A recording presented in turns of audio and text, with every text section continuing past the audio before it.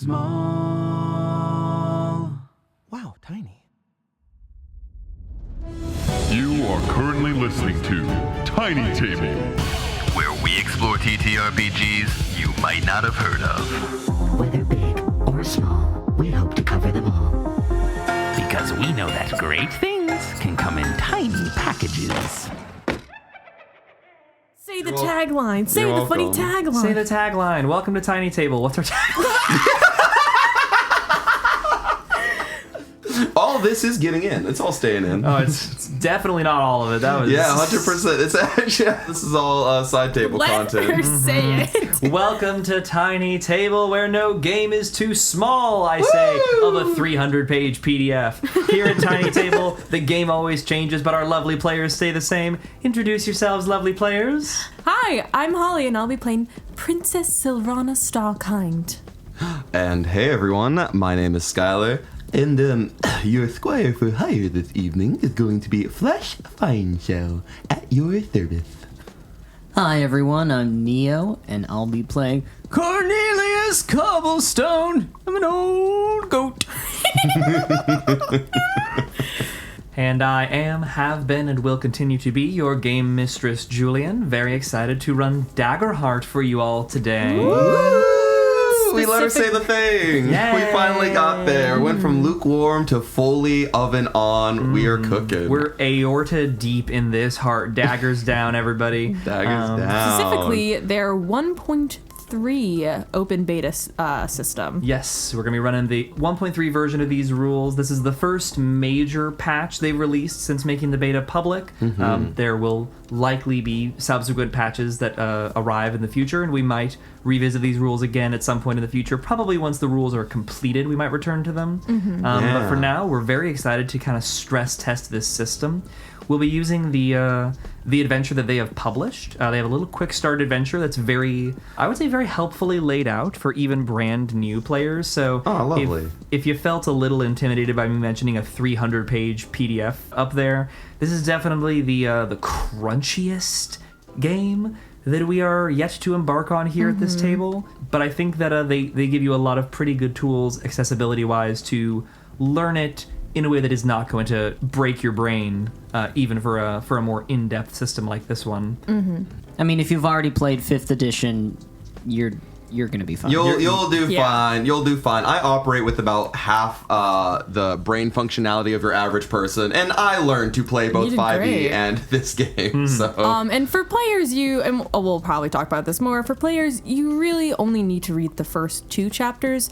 Sorry, DMs, you kind of need to read the whole book.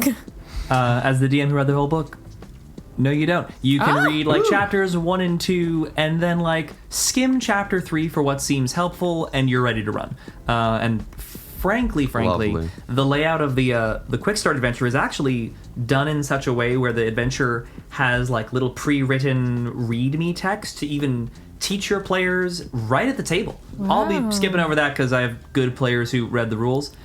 Here's a tip. If you're a player, be nice to your DM and read the rules of the system you're going to play. It's not the DM's job to know the rules for you. It's everyone's job to know the rules. You wouldn't show up to play a game of life and say, cool, tell me what to do. You wouldn't show up to a board game not knowing the rules. I have to fully disagree. I've entered several board game spaces where I'm all right, where's my tutorial? And that's why I'm the special little girl. I'm not just talking to the audience right now. What could you possibly mean by that, my lovely, beautiful wife? My lovely, beautiful husband, I adore you. Let's play a game. The tension is palpable. It's not. So before we get into the adventure proper, this game's got a bit of a kids on bikes ism. This is not invented by kids on bikes, but our frame of reference for it sure is. It's got some fun inter-character connection questions we have saved to be revealed and answered here at the table. So I think we'll go around clockwise. Starting with Holly, give us a little description of your character, and then we'll get to the questions. Okay, great. So I am playing Princess Sylrona Starkind.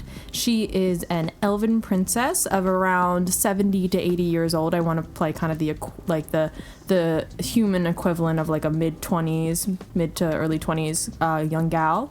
I'm playing a primal origin sorcerer that I'm flavoring as shadows and kind of shadow magic, because I think that's cool. She is about 6 feet tall, very slender, very pale, with stark white long hair, and also completely blacked out eyes with black veins coming out from it, as well as black veins coming out from her heart. But you don't see many of those things at all because she wears a very high-necked dress as well as a beaded veil with a headdress around it, with the only things poking out being her long elven ears that have many piercings in them. The piercings come down to show star constellations. I do on my wrists have these arcane gauntlets that kind of look like shackles. Thank you, Daggerheart, for making Punch Mage. Punch Mage. Punch Mage. I love Punch Mage. So yeah, I have these huge shackles on my wrists. I love my Bene Gesserit. But no, she's a very, very sweet young girl who was born under a solar eclipse that caused her sorceress origin, and she's having some struggles with it. Currently having a bit. Well, I guess we'll get into it in the adventure, what's maybe going on with her. True. And Neo, let's have your character description. In this adventure, I'm playing Cornelius Cobblestone, who is a faun. He's an old goat. He's an old goat, literally and figuratively. He is the royal groundskeeper, so he tends to all the plants there. I'd say he, classic, got an old walking stick that he playfully wags and potentially beats at people with, classic old goat eyes, kind of black and tan, big curled horns, kind of older, he's kind of craning over. Yeah, I don't know. I don't have any, just simple workman's uniform, apron. I don't have crazy Bene Gesserit-esque costume elements. If you imagine an old goat in overalls, I imagine you get pretty close to... Pretty close, little tiny little glasses. You get the idea. Oh, so fun. Spectacles.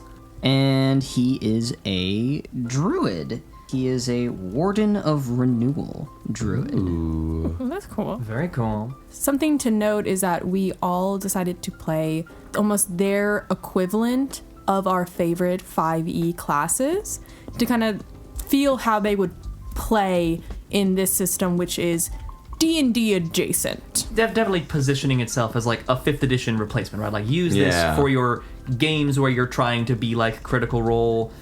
Critical Role's surely going to do it, so hey, come on over. So I feel like using this as our frame of comparison is going to be it'll help us bring a lot of systemic knowledge for this comparison, as opposed to kind of feeling around in the dark of I've never played a rogue before, but this is what their rogues are like. Yeah, your traditional high fantasy pseudo crunchy action roleplay game. Modern D&D.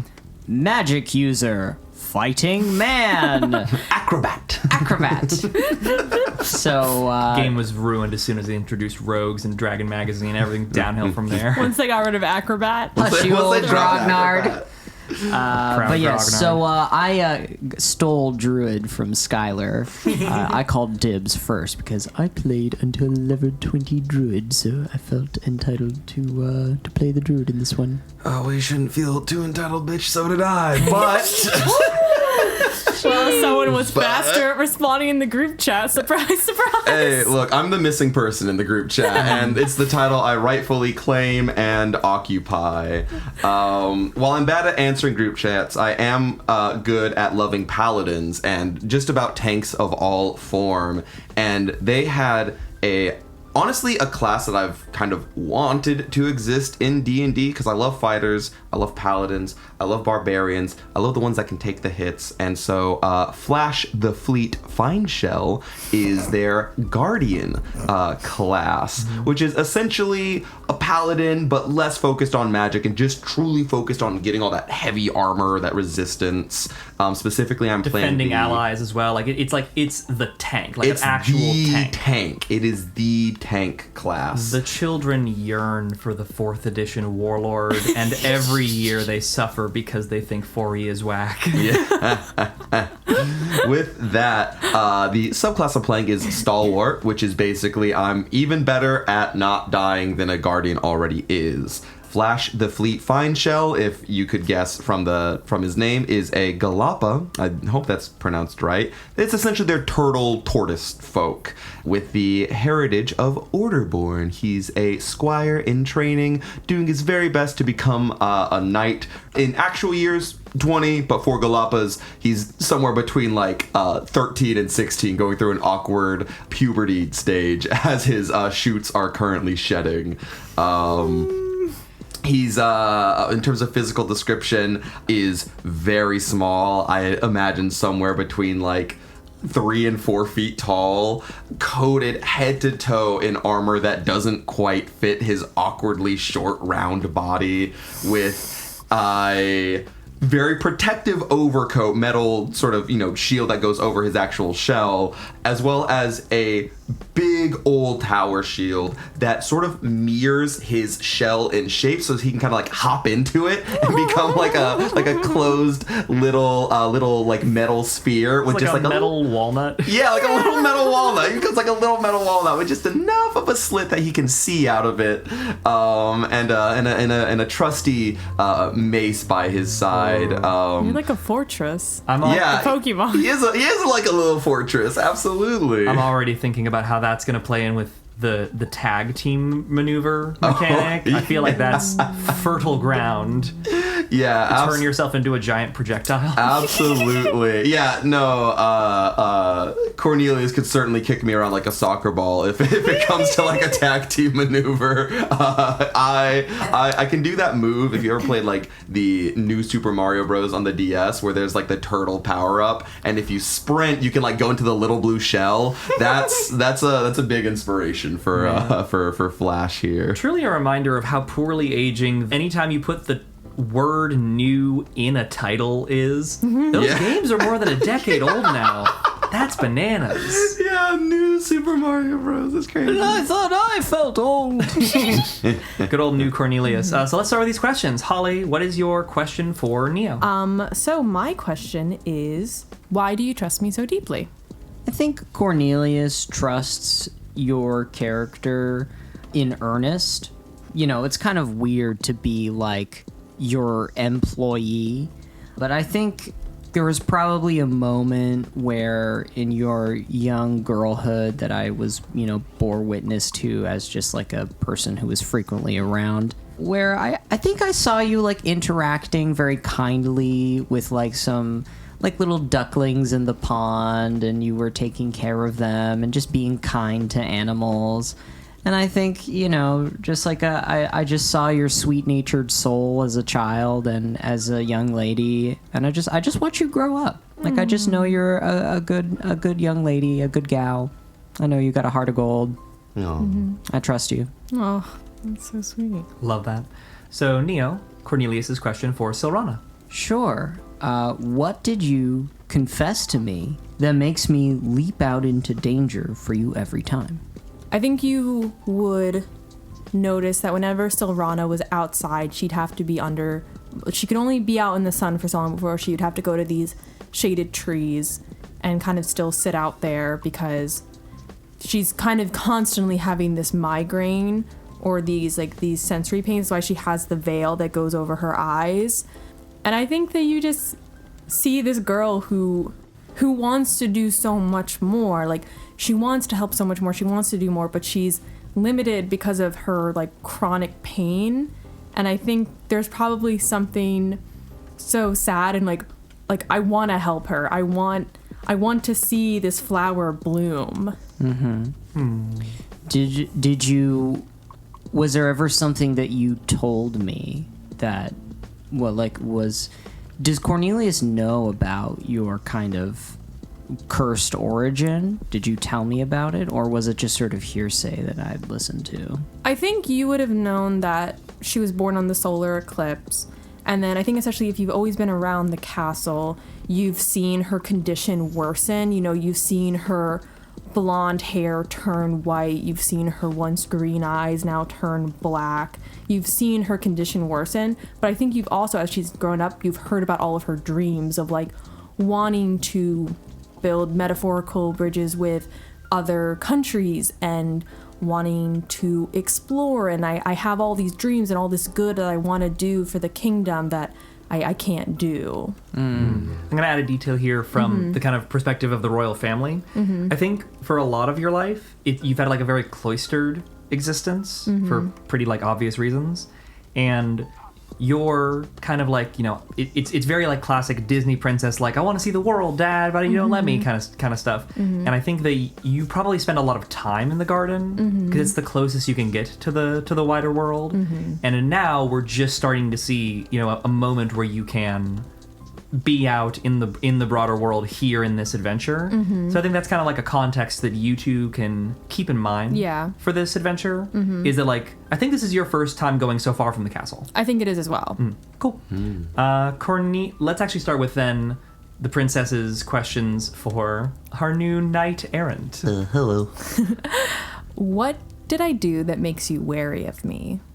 I think that, well, first off, I just met you. I've been hired very recently as a squire, and the fact that I've never seen your eyes, I think, is a little daunting because you have that veil, and I don't know how well your gauntlets are at, you know, containing your magic, your curse. I don't know if you think that maybe with how your character is like doing currently, if there had maybe ever been like an outburst, like maybe like a brief outburst of like this cursed energy or magic energy or something, that as a young squire whose, you know, ideals are light and the fruit of justice and all these, you know, different very noble Christian mythos inspired ideals, is like, oh no, shadow magic? I don't know how to feel about that. Do you know that scene in Howl's Moving Castle when Sophie goes into his room and he's like in his like bird form and he's like obviously in pain and hurting, but he also looks like kind of horrifying. I feel like there might have been times when like the like current set of arcane gauntlets that were siphoning through my magic, because kind of above war, so all the viewers know what we're kind of talking about, Sylrona has been instructed to never use her magic because they think it's a curse. And so now, 80 years in of never using her magic, she is having a mana overload. And she is not so much cursed as she is, you know, not blessed, not cursed. She just has magic because she was born on the eclipse. Family thought it was a curse, as one does sometimes when weird, crazy magical effects are happening. And it's 70 years and she ain't cast a cantrip since, and doesn't do the body good. This girl needs some magical Pepto, like something to help that motion. There's imagine holding it in for 80 years. You mean Hexlax? There's the Shrek reference. That was good. That's crazy. So she's gone through many of these arcane gauntlets as they get overpowered by the mana as her arcane focus. And I think as maybe one was about to give out, she almost kind of had that vibe when Sophie goes in and sees Hal and he's like in this like kind of creature form, and it's like a little scary. Cool. Yeah, I like that. So you mentioned you are newly her squire. I think your question to her will help kind of elaborate on that. Yeah, so, you know, for a princess as cursed and frail as you are, I think it would make a lot more sense for them to hire, you know, a knight of some esteem or renown. But my question is, how did I save your life the first time we met? Yeah, so when my migraines get really bad, I have fainting spells, and I almost fell out a window, and you just happened to be underneath the window. But everyone thought that because your name is Flash, that you just have really good reflexes, and you caught me. But you were just there. I was looking at a map, trying to find my way, like through this city where I'd been given my next assignment, and I'm looking up to find the signs with my arms outstretched, holding the map. And then a lady fell in. And a lady fell in. That's not this has never happened to me before. Are you okay? It's a sign, and it was a sign that you were to be her knight and the knight that would guide her on her first outing. I didn't think that was how I was going to get the nickname The Fleet, because I have that in quotations in my character sheet. I thought maybe that'd be doing with my sorting and boarding school, but I like the idea that I got that nickname because they thought I was just so fast at catching you. That's so good. I love it. So finally, Flash and Cornelius, you're now co-workers. You are now both in the service of the princess. One of them, her defender. The other, kind of like an avuncular, dad away from dad kind of figure who maintains the part of the castle she loves the most. And someone I feel like you probably volunteered to go with. You were like, listen, if the princess is going out of the castle, I want to be there. I'm kind of sick of staying in the castle. I kind of want to get out there, but also I want to go with the princess. We love she's like my niece. Yeah. And you're the scrunkly uncle. Yeah, scrunkle uncle. So let's start with Neo's question for Skyler. What affectionate nickname have you given me? I think that we did talk about this a little off mic, but I definitely like the idea that, you're Cornelius Cobblestone, you're Corn on the Cob. I think he just calls you like Uncle Cobb a lot of the time, or Sir Cobb. He's very formal with everyone. So I think just shortening your last name to Cobb, Uncle Cobb, Sir Cobb is what he's been calling you these past however long it's been since we've started traveling together. I love it. Super Beautiful. cute. And then what is Flash's question for Cornelius? My final question is, what lie have you told me about yourself that I absolutely believe? Oh, I probably was telling you about my long and colorful past of adventuring and saving damsels and fighting bad guys, and Flash was like, "Oh, so you were a knight?" And Cornelius is like, "Yeah, close enough." It's an honor. I didn't think I'd get to squire for a real knight so soon. Yeah, and Cornelius, he likes the attention. And he also kind of likes fucking with this kid. So he's like, yeah, oh yeah, I was a real champion back in my day.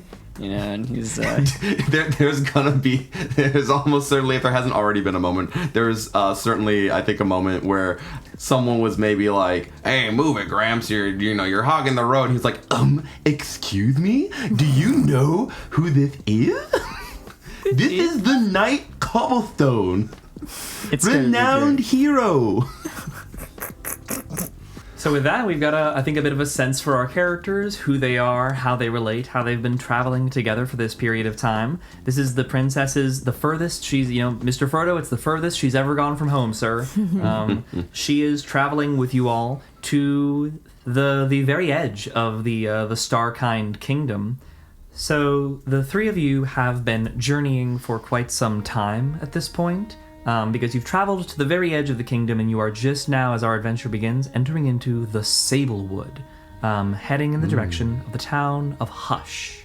You have been traveling, the three of you, in a carriage, and Princess, you were also given this chest that is in the carriage with you. Your father, the King Emeritus Starkind, has instructed you to bring the contents of this chest to the Whitefire Arcanist, who resides in the town of Hush, and that's the goal of your travel. The seer of the local court has deemed that in the wake of this recent catching as you fell out of the window, that has been interpreted as, a sign from the heavens that the princess needs to get out of the castle. Yes. Because she fell out of her window, and a noble knight was there just in time. Clearly, the gods will it. The princess must travel far to finally be rid of her malady. They're trying out something new. Maybe it's been the fact that you've been only kept in the castle this whole time. Maybe if you get on out there, something good's gonna happen. So the three of you have been traveling with this chest for quite some time. We join you all as you make your way into the Sablewood. This evening, your party has finally arrived. The Sablewood is a sprawling forest of colossal trees, some say even older than the forgotten gods themselves. But not quite as old as Cornelius. Not quite. It is a place renowned for two things: its sunken pathways that provide the trade routes for many traveling merchants, and its unique hybrid animals. Even now, from within your carriage, you can hear strange sounds. The bird calls of the lark moths, the croak of the lemur toads, the little skittering of a family of fox bats in the underbrush. One of you is driving the carriage. Who is it? Well, I don't have my permit yet, so it can't be me. Well, I guess it's me. Don't worry, y'all. I'm about as blind as a fox bat, but, the horse knows where to go, so he'll figure it out. Cornelius, feeble as your eyes may be, you have noticed something unique about the look of the trees here in the Sablewood. What is it? Oh. I didn't realize I would get to do that. That's cool. This is a fun thing that Daggerheart encourages where, GM will give you kind of a prompt, but players give some of the flavor. We saw some of this in Kids on Bikes, so it's kind of a similar feel of that collaborative storytelling. Something's weird and unique about these trees. What do you think it is? I think in the Sablewood, kind of like birch trees, they have these natural eye markings, so you always feel like you're being watched. As you make your way deeper and deeper into the forest, the quantity and proliferation of these natural eye whorls increase in their quantity, and you could swear that more of them are lower to the ground, like at eye level, like near the edge. They're kind of like up, they're in the branches, they're near the top of the trunks. Here, it almost feels like all of them are right about eye level with the carriage as you go. Really gives that feeling of always being watched. Wow, I've never been somewhere with so much wildlife. This is a little scary, but also a little serene, a little beautiful. I love all the dogs, the deer frogs out in the wild. Nature, the natural world. Oh, you kids and your tablets these days, those stone tablets. Keeping your eyes down. Back in my day, we didn't even have tablets. We just had rocks. Yes. Well, and holes in the ground. Actually, we've been upgrading to tablets made in fire. We have Kindle now. Oh, God. That's so interesting. I think I'm in like the back of the carriage. I have my veil on. I'm like in shaded. Like I'm able to look through it through like a curtain in my veil. I'm like, Flash, are the trees very vibrant? They seem vibrant even through the curtains.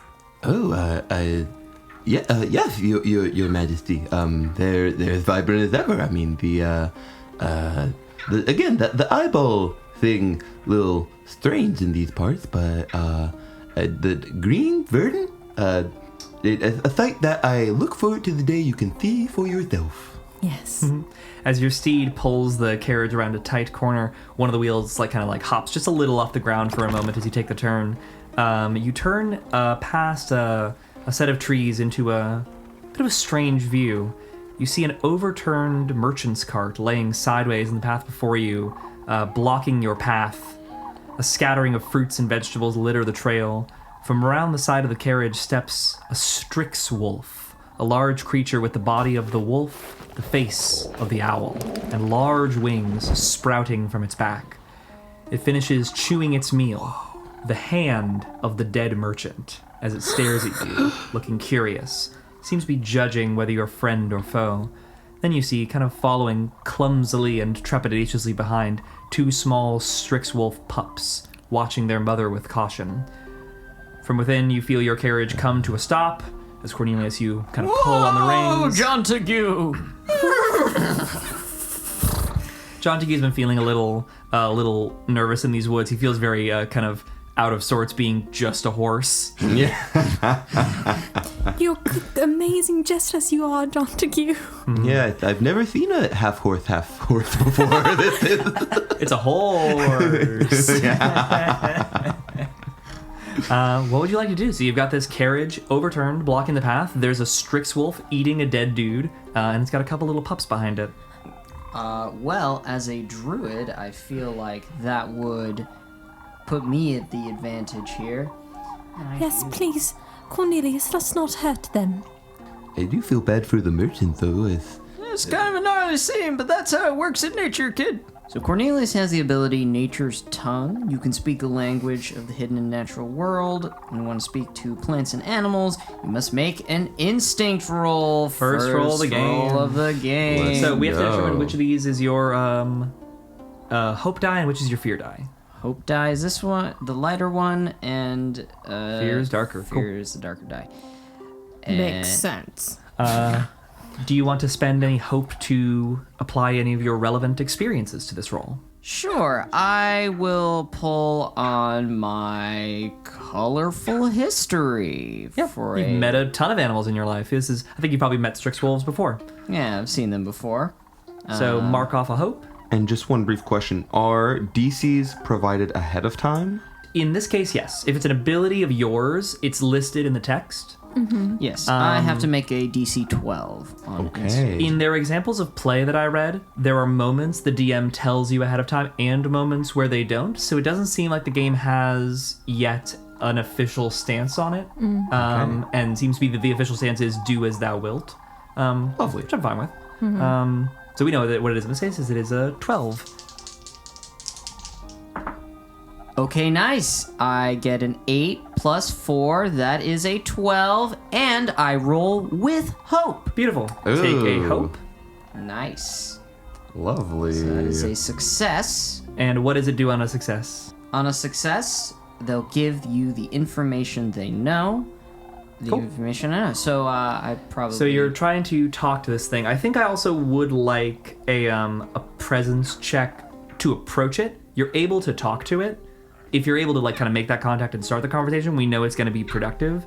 But I would like, it is still kind of like posed and looking kind of warily at you. Sure. Do you want to roll presence as well? Yes, please. All right, that's... Any relevant experiences you want to apply? I don't think I can really pull on anything. Cool. Flat. It depends on how colorful your history is. Yeah. That is, it's a 6 plus 12 minus 1, so high, but I rolled it with fear. Cool. Yep, that'll definitely be high enough to succeed. I mean, I'm approaching a wild animal, so I think having it roll with fear makes sense. So I take a fear token because you rolled with fear. So when you on a success with fear, you get what you want, but it comes with some sort of cost or consequence. Does it seem like Cornelius is like approaching the wolf, like has dismounted the wagon and is like approaching the wolf? That's what I was assuming you were doing. Yes. Yeah. Was you dismounting, getting closer, and then trying to engage with it? Yeah, so here's kind of what I do. I sort of try to look a little less threatening. I get off the wagon. I'm like, I cast my animal magic, and I begin to speak to her. I said, like, whoa there, mama. Easy now. I see you're having a little snack. You've got 2 little babies to take care of. That's totally fine. Nothing problem here. We're just gonna try to scooch right past you and, leave you to our business. So if you don't mind, did you do this or did you just come upon this? As you approach, she seems still trepidatious of your presence. You can also see her eyes kind of like go to the carriage behind you. She can see that, she is outnumbered. There's 3 of you and 1 of her. Your approach is you're able to get close enough to say what you're saying to her. As you are approaching, she is going to kind of lean back and like howl straight up at the sky. You may not be alone for long, but she does let you get closer, and as you begin to speak, once you're close enough to start to speak to the animal, you start to make it clear that you don't mean them any harm. She turns back to you and she says, remind me what your question was there at the end? Did you do this or did you come upon this? Found the meat like this. Okay, that's great. Good for you, right? Resourcefulness. I get it. I try. Yeah, you've got 2 cute little babies to take care of. I understand. Now listen, we're just trying to not get eaten and get past this situation. Would you mind if we kind of listen, why don't you take the horse, finish off your dinner, and then let us sort of clean this up a little bit. Big one. Hard to get back to the nest. help me get this back to the nest, and I'll be out of your way. Well, all right. Very good. We're going to help you do that, but just please promise that whoever you called out to is not going to hurt the lady in the carriage while we're not here. She does kind of a secondary call. Thank you very much. All right, Flash, get on out here. Yes, Sir Cobb? We're gonna have to move this body and also maybe figure out who he is. Cycle of life, don't worry about it. He was already dead when she found him. We have to carry this guy? Yeah, you've never seen a dead body before? I've seen training dummies fall over during a really intense session, but... Oh, well, you're about to learn real quick, Sonny. Come here. Don't worry about it. Princess, you just stay right in the carriage. Okay. I don't want you to see this. You don't need to see this. He needs to okay. see this. Oh, but the teen can. Okay, sure. Be brave. Oh. Yes, ma'am. All right, let's go. Come on. As we close in on the aftermath of this scene, what do we see? Yeah, taking a look around, you see the cart itself, save for a smattering of fruits and vegetables that kind of got, like, now that you're closer, kind of smashed, kind of smushed and scooged by the impact. The cart itself seems to have been largely picked clean of whatever it had been carrying. There's room here for boxes and boxes, but it's basically empty save for the one shattered crate that has some smushed up fruit coming out from under it. I believe Flash would have a little medical training. Could I see what maybe if it wasn't the wolves, the wolf owls, what maybe did it to him?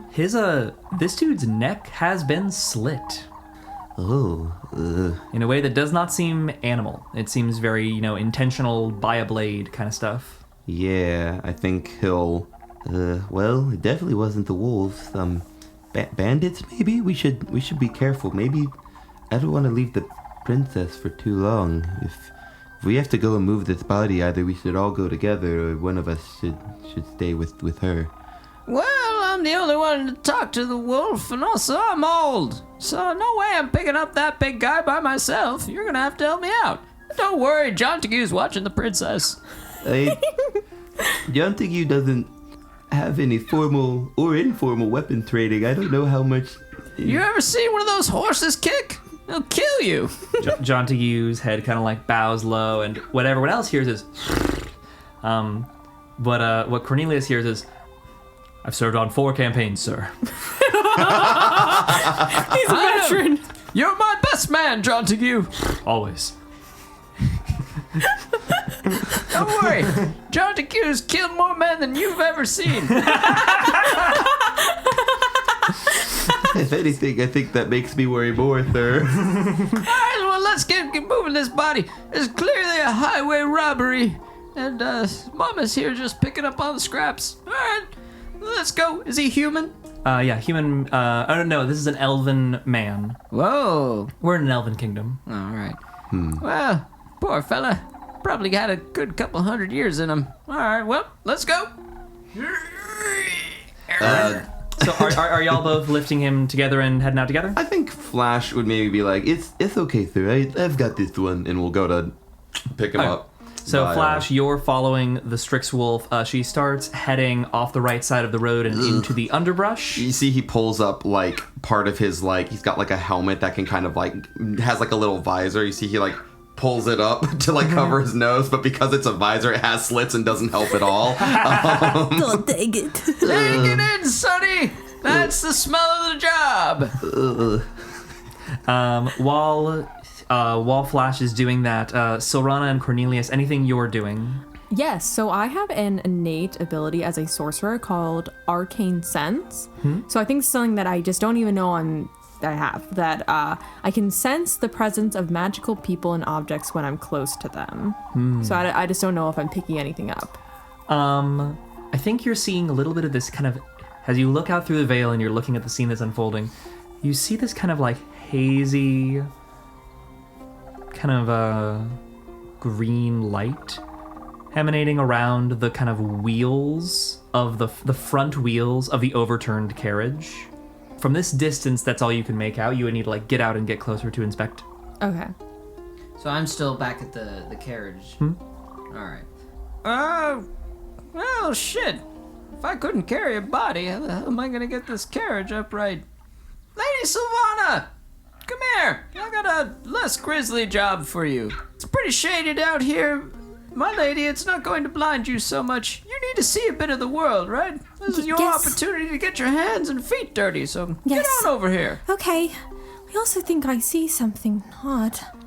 As you emerge from your own carriage and you approach, that green light kind of helps direct your eye, and you notice there are these remnants in the front wheels of the carriage of these kind of thorny brambles that are like knotted all throughout the different spokes of the wheel, and like have knotted their way up into like the chassis underneath, and have like kind of like stuck the front wheels. Oh no. Seems like maybe someone was here and they stopped the wagon, and that's how this man was killed. Do I see the thorns, or these? Yeah, you see the thorns as well now that you're looking at them specifically. They're only in the front wheels, so they hadn't caught your eye because they were kind of behind the carriage from your point of view. You don't see this kind of glimmer, but you see that there are these thorns knotted up in the wheels.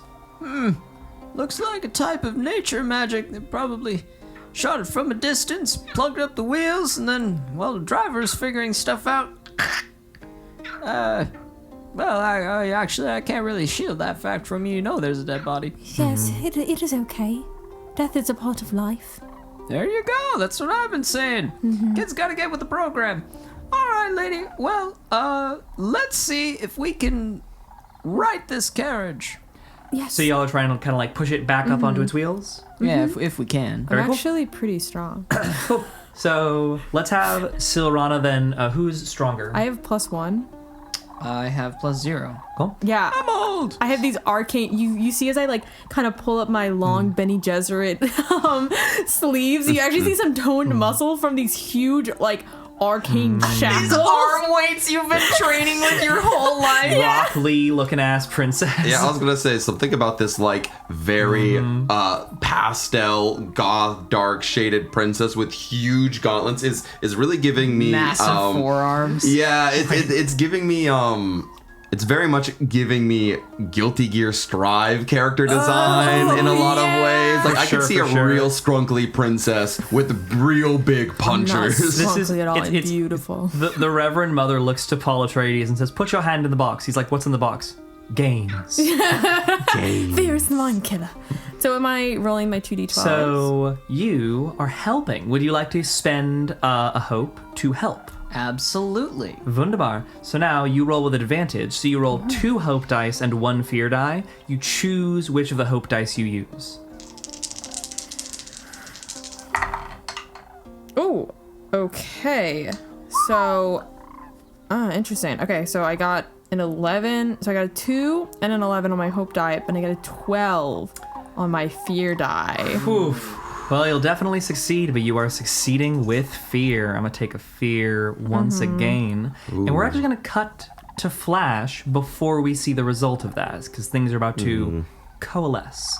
Flash, as you are leading the Strixwolf mother through or I guess she's leading you through the underbrush, there's a moment where you see her kind of like get kind of antsy, shoulders go up, she freezes.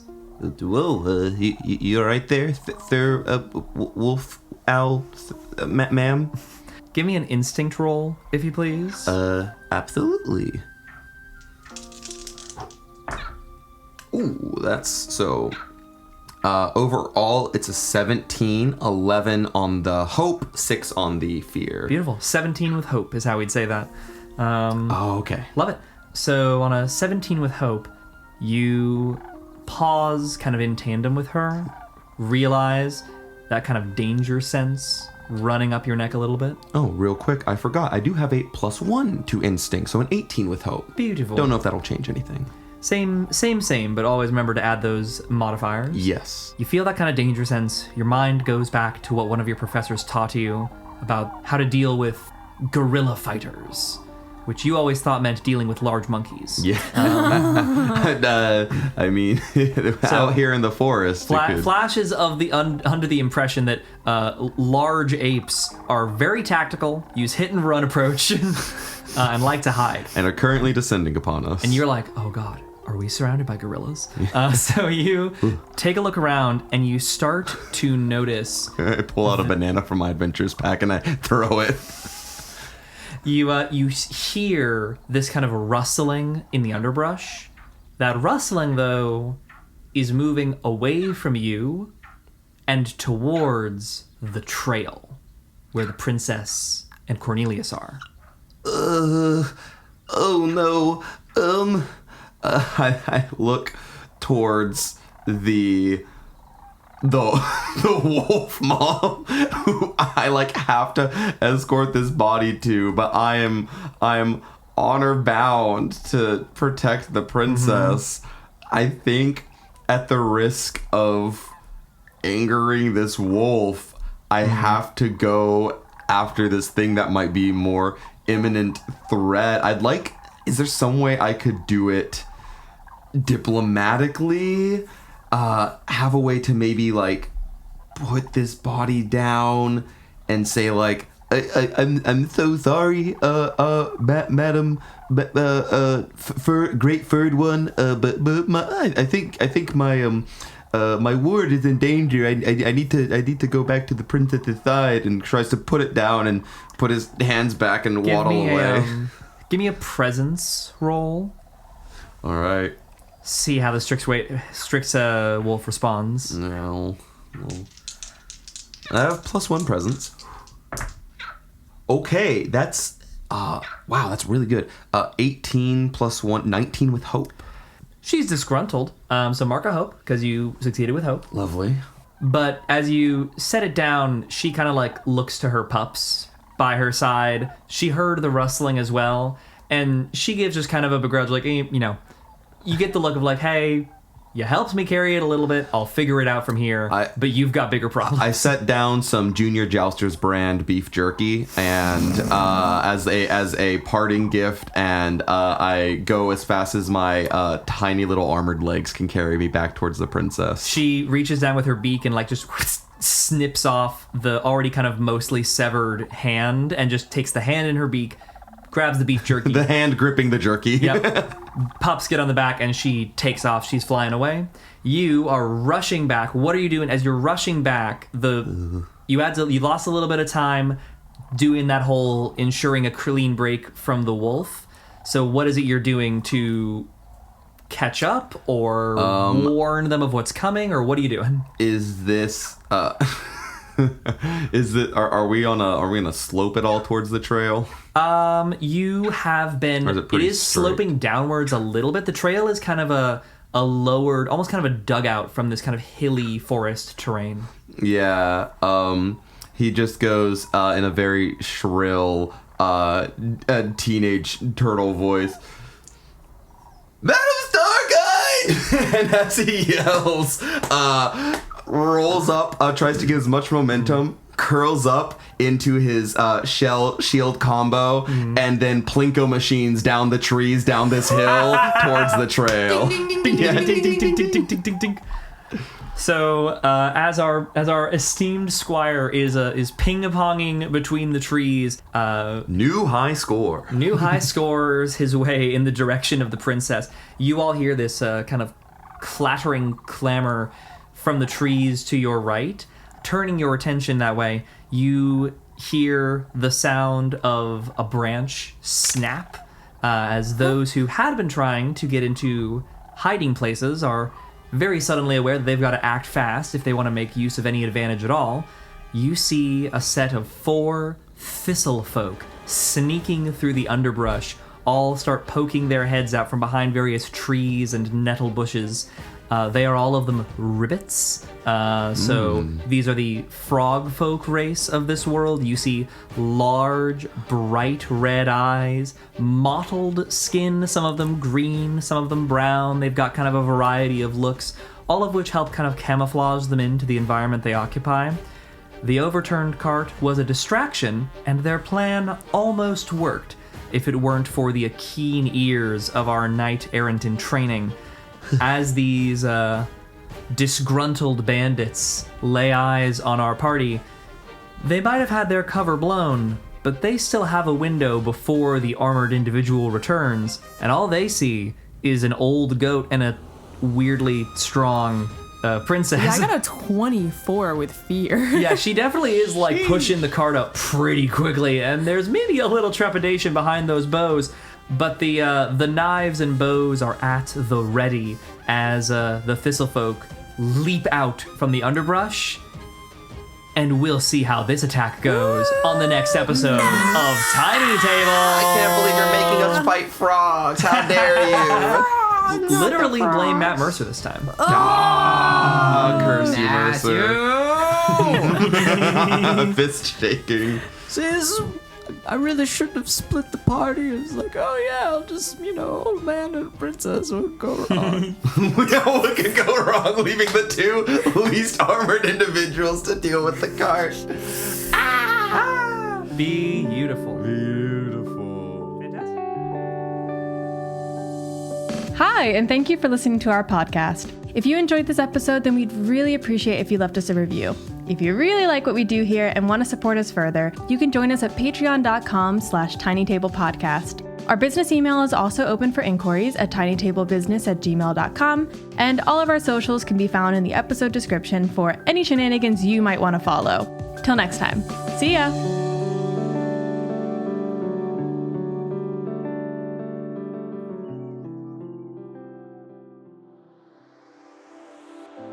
Welcome to the shout-out corner, e.g., the night that was supposed to get Flash's job.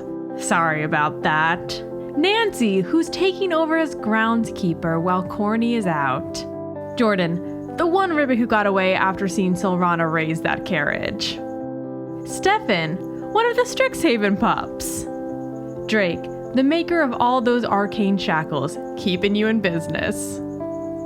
What's the opposite of Hale and Wilmette? Well, see ya!